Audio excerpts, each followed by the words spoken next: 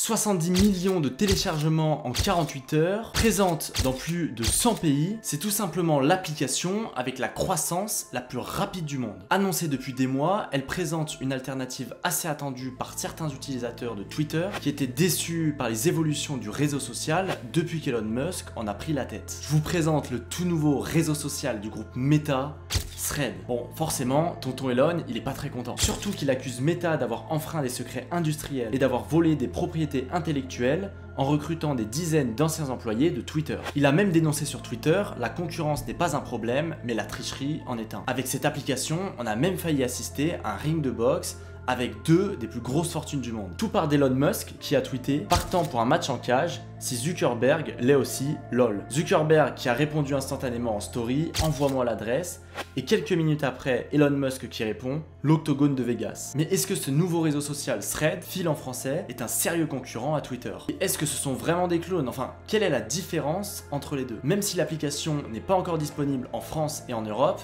on va voir un petit hack si vous voulez vous inscrire et si vous voulez avoir l'application en vivant en France. Et dernière chose, on essaiera de comprendre pourquoi Mark Zuckerberg a créé ce réseau social là, parce que vous le verrez, c'est pas simplement pour concurrencer Twitter, mais il y a toute une stratégie adoptée par le groupe Meta en face de ça. Restez avec moi tout au long de cette courte vidéo et d'ici quelques instants, le nouveau réseau social de Meta n'aura plus aucun secret pour vous.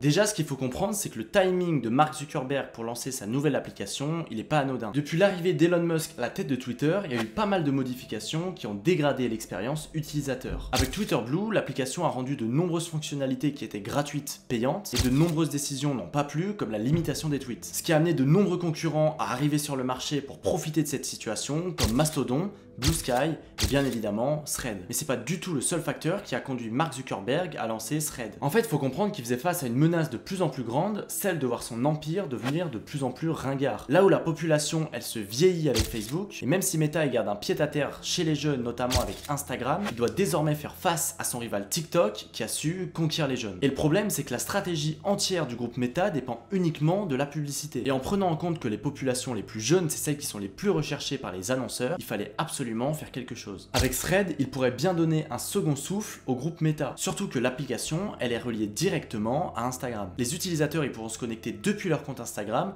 en utilisant le même nom d'utilisateur et en gardant les contacts. Forcément, c'est plus simple avec ça et Meta, il s'assure directement de s'assurer d'une base d'utilisateurs conséquente dès le lancement de l'application.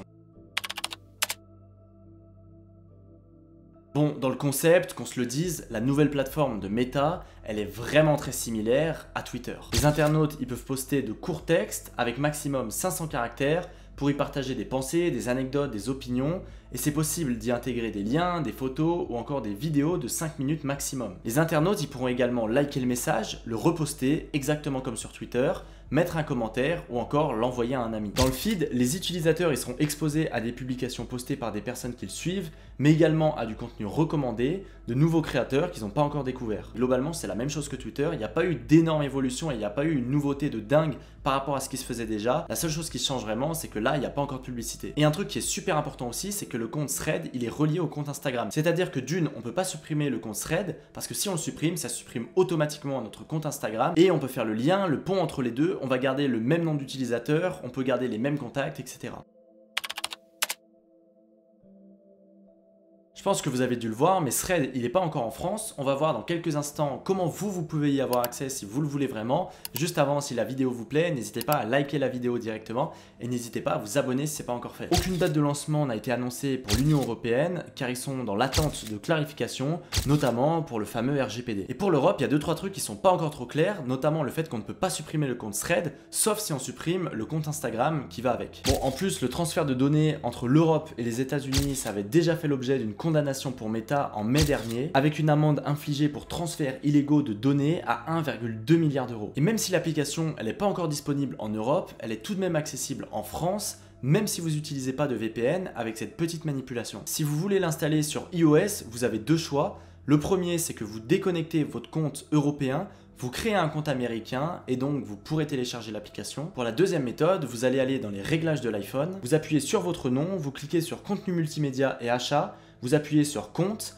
vous allez dans pays et région, vous modifiez le pays, vous mettez États-Unis, vous mettez valider et vous avez juste à aller sur l'Apple Store, télécharger l'application. Au moment où je tourne cette vidéo et au moment où vous la voyez, c'est possible qu'il y a eu des modifications. Donc je vous mettrai 2-3 articles en lien dans la description si vous voulez en savoir plus et si vous voulez vraiment accéder à cette application. Et si vous avez un Android et que vous voulez la télécharger, malheureusement j'ai pas d'Android donc je saurais pas exactement comment faire. Donc de ce que j'ai compris, on va télécharger l'application directement sur son fichier source. Mais si vous avez un Android, je vous conseille vraiment de ne pas faire n'importe quoi, de ne pas cliquer sur n'importe quel lien et de vous renseigner avant, quitte à attendre que l'application arrive en France pour pas télécharger de virus ou autre chose qui pourrirait votre téléphone. Si vous voulez des informations en plus, je vais vous mettre différents articles de presse qui m'ont aidé pour cette vidéo en lien dans la description et je vous invite vraiment à les regarder, notamment si vous voulez quand même télécharger l'application. Alors quel intérêt il va avoir ce nouveau réseau social? Je pense que déjà la première chose qui peut être super intéressante, c'est l'aspect nouveauté. Quand TikTok s'est lancé, toutes les personnes qui se sont lancées au tout début de la plateforme sur TikTok, elles ont profité d'une viralité beaucoup plus explosive et elles ont profité d'une visibilité accrue parce que c'était les premières sur TikTok, ce qui leur a permis de grossir beaucoup plus vite en termes de communauté et peut-être qu'il peut se passer exactement la même chose avec ce nouveau réseau social. Et pour moi l'intérêt il n'est pas là et je le vois plus comme une complémentarité à Instagram. Là où on pouvait poster des photos et de plus en plus des contenu short, donc un petit peu style TikTok avec les Reels.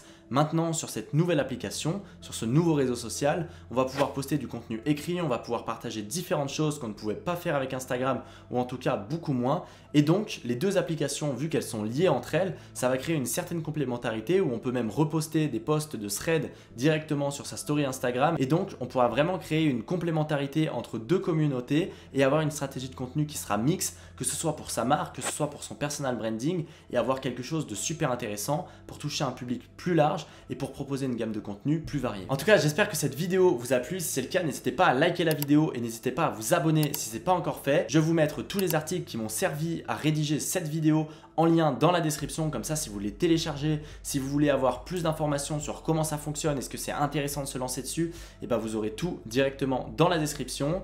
Et nous, on se dit à très vite pour une prochaine vidéo. C'était Mathis. Ciao!